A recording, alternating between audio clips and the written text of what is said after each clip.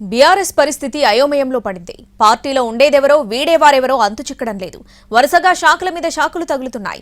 రాత్రికి రాత్రి 6 ఎమ్మెల్సీలు పార్టీ మారారు. తాజాగా కీలక సమావేశం ఏర్పాటు చేస్తే 5 ఎమ్మెల్యేలు 10 మంది కార్పొరేటర్లు డుమ్మా కొట్టారు. వాళ్ళంతా మీటింగ్కి రాకపోవడంతో రకరకాల ఊహాగానాలు వినిపిస్తున్నాయి. ఎర్రవల్లి ఫామ్ హౌస్లో ఉండి కేసీఆర్ ఎన్ని లెక్కలు వేసినా, ఎంత ధీమా వ్యక్తం చేసినా పార్టీ నుంచి ఒక్కొక్కరు జారుకుంటున్నారు, లేదంటే సమావేశాలకు డుమ్మా కొడుతున్నారు. తాజాగా అలాంటి పరిణామమే జరిగింది. పార్టీ మారిన జీహెచ్ఎంసీ మేయర్ గద్వాల విజయలక్ష్మిపై అవిశ్వాసం పెట్టాలని నిర్ణయించిన క్రమంలో తెలంగాణ భవన్లో తలసాని నేతృత్వంలో ఓ కీలక సమావేశం ఏర్పాటు చేశారు. ఆ మీటింగ్కి గ్రేటర్ ఎమ్మెల్యేలు, కార్పొరేటర్లంతా తప్పనిసరిగా హాజరు కావాలని ఆదేశించారు. కానీ కొందరు ఎమ్మెల్యేలు, కార్పొరేటర్లు ముఖం చాటేశారు.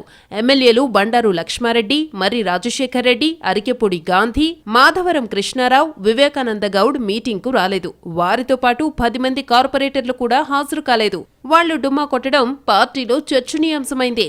మాగంటి గోపీనాథ్, పద్మారావు, సుధీర్ రెడ్డి, ముఠా గోపాల్, కాలేరు వెంకటేష్, ప్రకాష్ గౌడ్ మాత్రమే మీటింగ్కి వచ్చారు.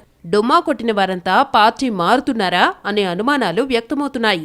గైర్హాజరైన వారిలో ఇప్పటికే ఒకరిద్దరూ సీఎం రేవంత్ని గతంలోనే కలిశారు. దాంతో మళ్లీ వికెట్లు పడతాయని పార్టీలో ఆందోళన వ్యక్తమవుతోంది.